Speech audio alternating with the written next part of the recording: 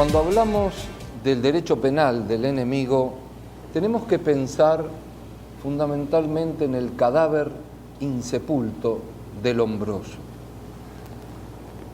César el Lombroso fue tal vez el hombre que dio el puntapié inicial en la discriminación dentro del derecho penal.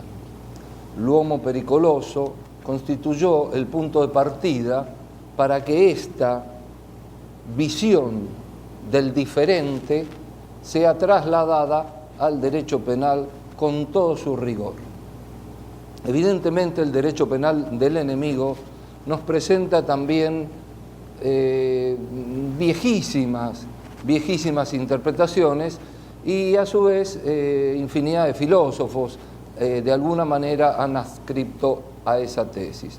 Se podría hablar desde Platón hasta Hobbes, con el hombre es el lobo del hombre, el hombre peligroso, ese hombre que ataca, porque es un lobo cobarde, prematuramente.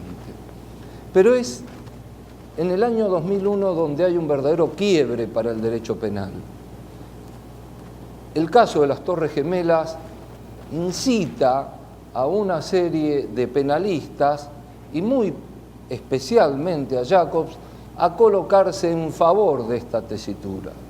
Jacobs había sostenido este criterio del derecho penal del enemigo con muy mal éxito en una reunión de profesores en Alemania en 1985, pero evidentemente esto no funcionó y fue este motivo desde el output, contrario a las ideas de Jacobs esto, porque no puede haber una modificación intrasistemáticamente desde el output donde le llega este caso que sirve para deshumanizar al adversario.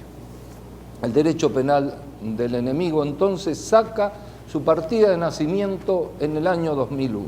¿Implica qué? Implica el adelantamiento de la punibilidad, implica la posibilidad de castigar cualquier tipo de comportamientos, especialmente aquellos que están alejados de la lesión del bien jurídico. Y además también implica la no reducción de pena proporcional, el paso de una legislación de derecho penal a una legislación terrorista y también, por supuesto, la supresión o debilitamiento de las garantías. Pero lo triste de toda esta cuestión, que si bien las ideas de Jacobs se atribuyen en cierta manera un cierto halo de Luhmann atrás, lo triste, insisto, de esta cuestión es que Jacobs esencialmente y sus acólitos consideran que el hombre no es persona. Es decir, sacarle la calidad de persona y decir que se trata de una fuente de peligro como si fuera un animal peligroso. Esto lo escribe en algunos de sus libros y también lo publica Günter Jacobs en periódicos en la Argentina. En definitiva, es una tesis basada en prejuicios, discriminatoria, es un desavance, por así decirlo, del derecho penal.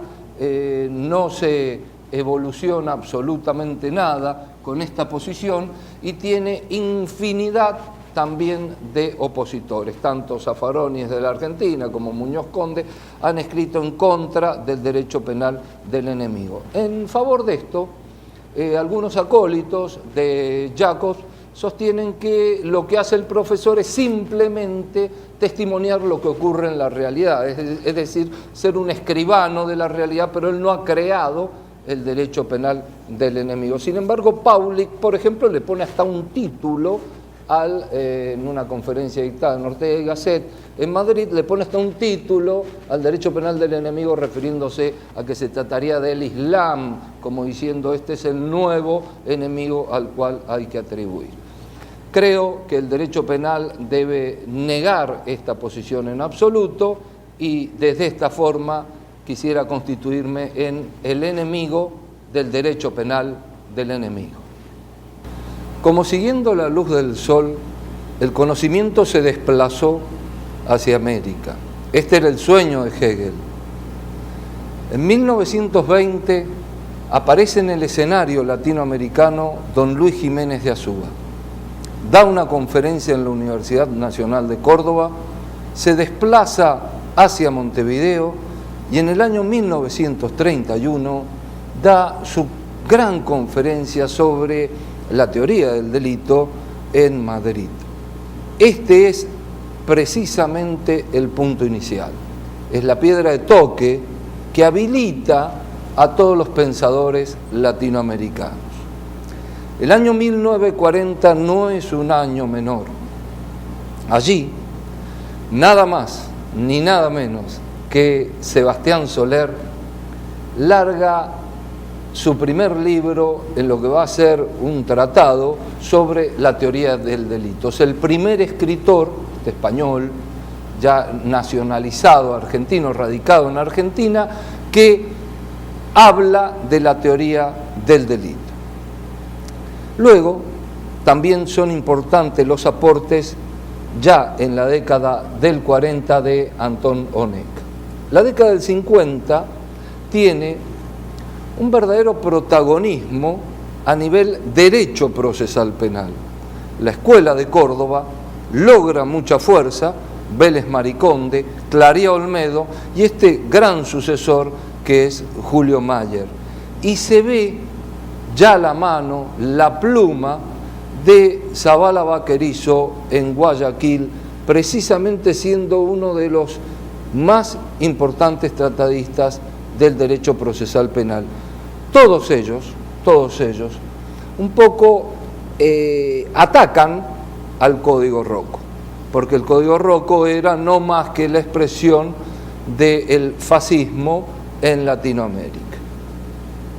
Pasada la mitad del siglo, es importante destacar que en la década del 60, en Santiago de Chile, en 1963, Noboa Montreal logra prácticamente reunir a los más grandes penalistas de Latinoamérica para iniciar el Código Penal tipo, o sea, un código penal para todo Latinoamérica. Una excelente idea, una brillantísima idea, que a pesar de que todos los años se reunieron durante muchos años, no prosperó.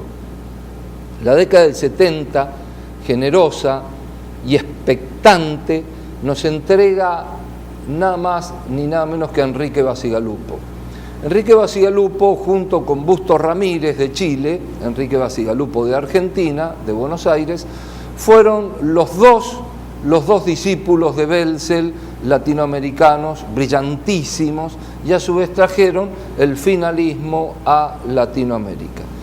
La década del 80 ya nos presenta a un Zaffaroni totalmente innovador, creativo, ya había escrito su manual y, por supuesto, piensan desde Zaffaroni, Peña Cabrera en Perú, Villamor Lucía en Bolivia, Velázquez en Colombia. Es decir, Zaffaroni es una luz que irradia el camino del derecho penal hacia lo que va a ser en la década del 90 el desembarco de los derechos humanos. Ya el derecho penal empieza una inclinación, aparece ya la figura de Ramírez, del mexicano Ramírez, en la Corte Interamericana e Internacional, la Corte Interamericana de los Derechos Humanos, y evidentemente una nueva corriente, una nueva puerta se abre muy beneficiosa para el derecho penal.